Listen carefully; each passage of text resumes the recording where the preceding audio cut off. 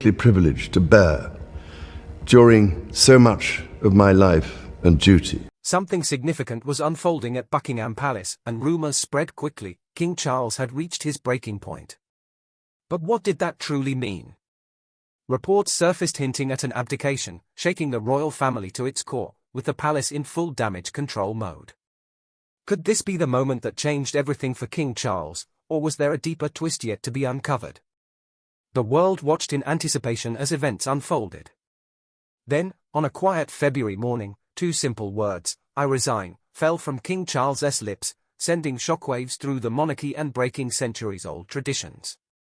No one had anticipated this, not royal experts who had followed his life for years, not the British people who had only just begun calling him their king, nor even the most seasoned journalists accustomed to predicting royal decisions. The news hit like a lightning strike on a clear day. In over 1,000 years of monarchy, no strong and capable ruler had ever voluntarily stepped down. Having waited over 70 years to ascend the throne, Charles had spent a lifetime preparing for the role, learning the rules, perfecting royal duties, and planning his reign. Yet, just as it had begun, he chose to relinquish it all. Television screens across the world broadcast the defining moment, Charles standing before cameras at Buckingham Palace, appearing tired yet resolute. Inside the palace, chaos erupted as royal staff, caught entirely off guard, scrambled to determine what would happen next. Urgent phone calls between government offices followed one after another, filled with questions no one could yet answer. Carefully planned royal engagements suddenly seemed insignificant. On the streets of London, crowds gathered in stunned silence, staring at their phones. Some whispered, others argued, some wiped away tears, while many simply stood motionless, struggling to process the magnitude of what had just happened. The questions poured in faster than answers. Was Charles unwell? Was there an undisclosed crisis? Yet, the palace remained silent, offering no explanation beyond the brief statement Charles had read. For Prince William, everything changed in an instant. The future he had been preparing for his entire life arrived without warning. The crown, which he had expected to inherit far into the future, now awaited him immediately. Cameras captured his tense expression as he drove through the palace gates, a man suddenly confronted with a destiny he thought was decades away. Within an hour, Prime Minister Harris convened an emergency cabinet meeting, summoning experts in royal law to decipher an unprecedented situation. The last time a British king had abdicated, Edward VIII in 1936, it had been for love, not by choice. Now, the royal family, built on deep-rooted traditions and lifelong duty, faced its most profound challenge in modern history, not due to scandal or public uprising, but because of three unexpected words from a king who had decided he had had enough. As the palace gates shut after Charles's shocking announcement, the world was left questioning what could have pushed a man who had spent his entire life preparing for the throne to finally walk away. From the moment Charles was born within the walls of Buckingham Palace, his life was never truly his own. The nurses who placed him in his mother's arms were not simply handing over a newborn, they were presenting Britain's future, a child bound by duty from the very start. His childhood was anything but ordinary. While other boys ran through fields, climbed trees, and returned home with scraped knees and dirt-streaked faces, Charles was trained in the art of stillness. From a young age, he stood for hours at royal ceremonies, mastering the ability to remain composed under the watchful eyes of dignitaries and the public. Every step he took, every word he spoke, and every gesture he made was carefully molded to reflect the immense responsibility that would one day rest on his shoulders. There was no room for childhood whims or carefree laughter, only discipline, duty, and the ever-present expectations of the monarchy. At school, he was surrounded by boys who lived without the weight of a future throne pressing upon them. They could play freely, speak without hesitation, and express themselves without consequence. But Charles was different. His posture was too straight, his speech too measured, his habits too refined. While his classmates enjoyed the simple joys of youth, he was already being shaped into a ruler. He grew up watching Queen Elizabeth II lead with unwavering dedication. For 70 years, she ruled with grace, never showing weakness and never stepping away from duty. To the world, she was the perfect queen. No matter how hard Charles tried, he could never quite measure up to the image she left behind. Every decision he made, every action he took, was endlessly compared to hers, and he always seemed to fall short. His personal life only added to his struggles. What had started as a fairy tale marriage to Diana became a very public heartbreak. While she captured the hearts of the people, he was painted as the villain. The criticism was relentless, and the blame never seemed to fade. Even as time passed and the public gradually warmed to him again, the comparisons to Diana never truly disappeared. When he finally became king at 73, Charles stepped into a role that had already been mastered by someone else. He gave it his all, managing endless responsibilities, signing stacks of documents daily, attending ceremonies, and upholding the demands of royal life. Yet, no matter how much effort he put in, one truth remained: he would always be compared to his mother, and her legacy would always overshadow his own. In the end, it was not a lack of readiness that led to his decision, but the unbearable pressure of living up to an impossible standard. As Charles carried the weight of his mother's legacy, his shocking decision did more than unsettle the throne, it sent shockwaves through a family already on fragile ground. A family built on tradition and unity now faced deep division. Would duty and personal loyalties pull them apart, or could they find a way to navigate the storm that followed? The morning after King Charles stepped down, the atmosphere within the royal residence felt noticeably different. The usual sounds of palace life, the quiet footsteps, the polite greetings, and the carefully maintained routines, had vanished, replaced by a tense silence broken only by hushed phone calls behind closed doors. Even palace staff, who had witnessed decades of royal transitions, found this moment unsettling. It was not just quiet, it was the kind of silence that settles when trust between family members begins to erode. Prince William arrived at dawn, his expression unreadable as security cameras captured him stepping out of his car. Minutes later, Catherine joined him. Usually composed in public, she too appeared shaken that morning. They secluded themselves inside the East Wing while royal aides anxiously waited outside, urgent paperwork piling up. The burden that had rested on Charles's shoulders now fell suddenly upon William. At 43, he had anticipated many more years before taking the throne, carefully balancing royal responsibilities with raising his 3 children. But overnight, that plan had been shattered. William had always made a conscious effort to be a hands-on parent, attending school events and soccer games, yet now the crown demanded his full attention. His children would see him more in public than at home. Meanwhile, across the ocean, Prince Harry received the news over breakfast in California. His phone lit up, not with messages from his family, but with inquiries from reporters seeking a reaction. The physical distance between him and the royal family already felt vast, but now it seemed impossible to bridge. Harry faced an impossible dilemma. If he expressed support for his father, critics would call it insincere. If he remained silent, they would accuse him of abandoning his family in a moment of crisis. Regardless of his response, the headlines would craft their own narrative. The once inseparable brothers now lived in different worlds. William had no choice but to immediately step into his new role, cancelling all personal plans, while Harry, thousands of miles away, remained silent, though his silence spoke volumes. On the streets of London, crowds gathered outside Buckingham Palace. At first, shock gripped the public, but soon, opinions divided. Some carried signs thanking Charles for his honesty, while others demanded that duty should always come before personal choice. For many, the monarchy had long been a symbol of stability, but now, that symbol felt fractured. Some saw his decision as a betrayal, while others viewed it as an overdue change. Inside the palace, Queen Camilla moved discreetly through the halls, avoiding the press. She had stood by Charles for decades, enduring criticism and rejection to be with him. Now, with his departure, her role had become uncertain, no longer just his wife, but not fully queen either. She occupied a space history had never quite defined. Princess Anne, Charles's sister, arrived later in the afternoon by helicopter. She walked past reporters without a word, her face serious. As the only member of the royal family with military service, she understood duty in a way few others did. Her presence made one thing clear: he was there to support William as the transition began. A monarchy that had lasted for 1,000 years, built on tradition and stability, now stood at risk. With its leader stepping away by choice, a critical question emerged: could it adapt and survive, or was this the beginning of its decline? The morning after Charles's abdication, Britain awoke to a nation forever changed. In the Tower of London, the golden crown remained untouched behind bulletproof glass, its jewels gleaming as they had for centuries. But the monarchy it represented had shifted overnight, leaving a deep uncertainty in its place. Within Windsor Castle, portraits of past kings and queens lined the walls, each ruler a link in an unbroken chain. Now, for the first time, that chain had been severed, not by war, scandal, or crisis, but by choice.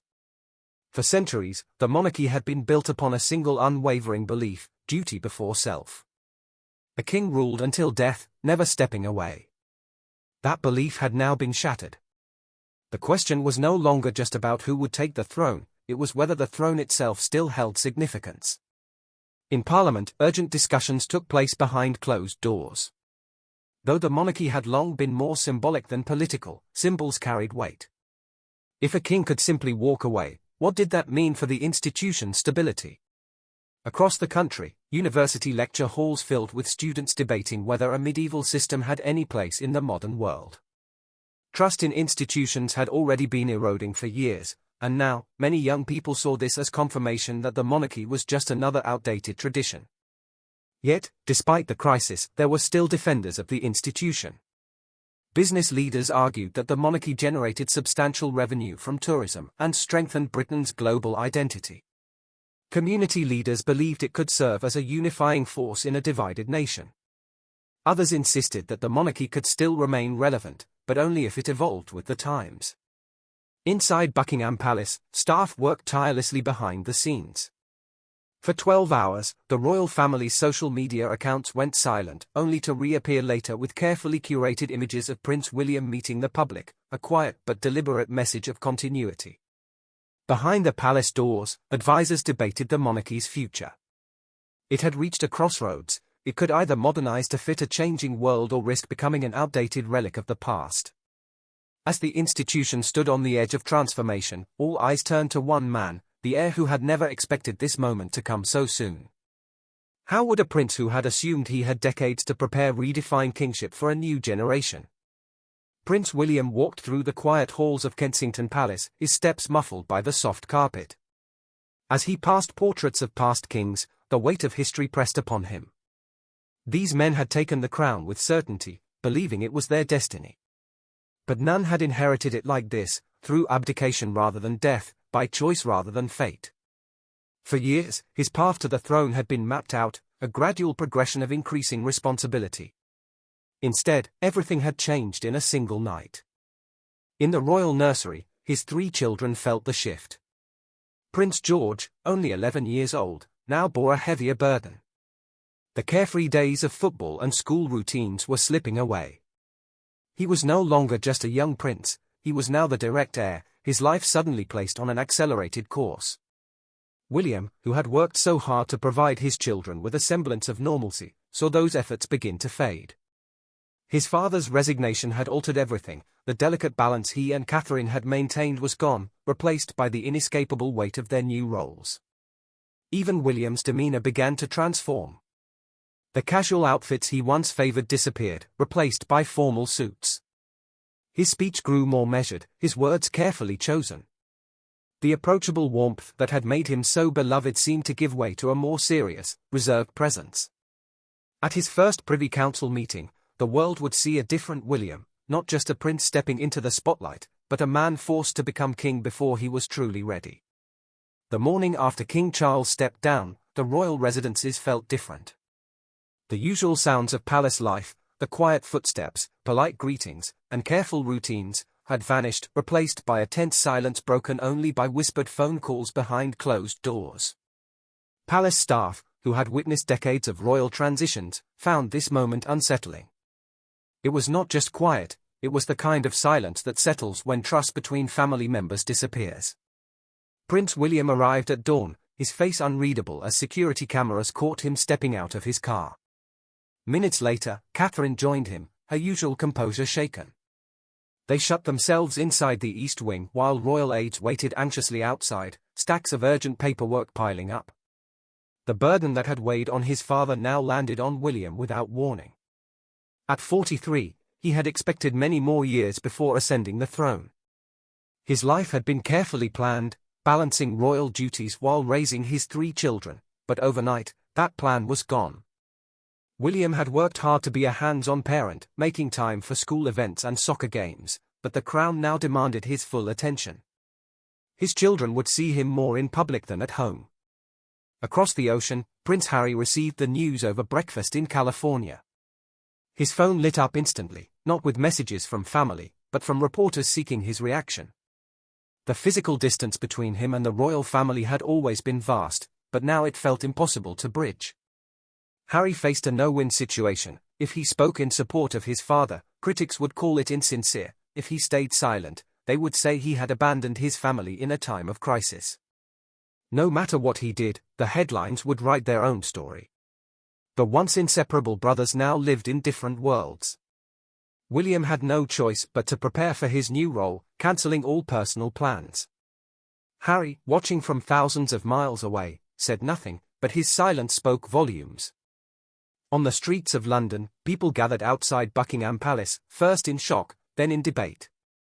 Some held signs thanking Charles for his honesty, while others demanded that duty should come before personal choice.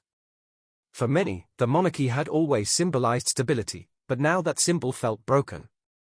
Some saw Charles's decision as a betrayal, others believed it was long overdue. Inside the palace, Queen Camilla moved quietly through the halls, avoiding the press. She had spent decades standing by Charles, enduring criticism and rejection to be with him. Now, with his departure, her role became uncertain, no longer just his wife, but not fully queen either. She was something in between, a position history had never quite defined. Princess Anne, Charles's sister, arrived later in the afternoon by helicopter, walking past reporters without a word. Her serious expression left no doubt about her purpose. The only royal family member with military service, she understood duty in a way few others did. Her presence made it clear she was there to support William as the transition began. A monarchy that had lasted for 1,000 years, built on tradition and stability, suddenly stood at risk.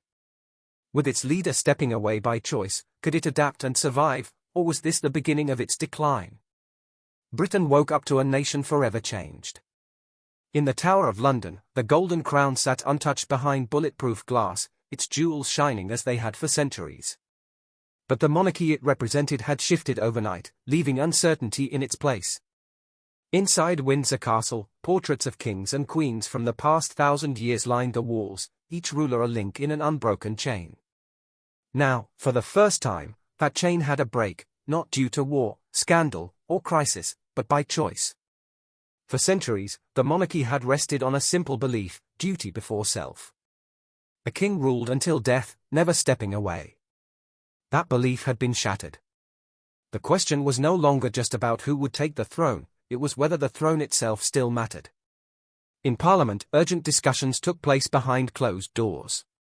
The monarchy's role had always been more symbolic than political, but symbols carried weight. If a king could simply walk away, what did that mean for the institution's stability? Across the country, university lecture halls filled with students questioning whether a system built in medieval times still had a place in the modern world. Trust in institutions had already been declining for years. Now, many young people saw this as proof that the monarchy was just another outdated tradition. Yet, even in crisis, some defended the monarchy. Business leaders argued that it brought in tourism revenue and global recognition.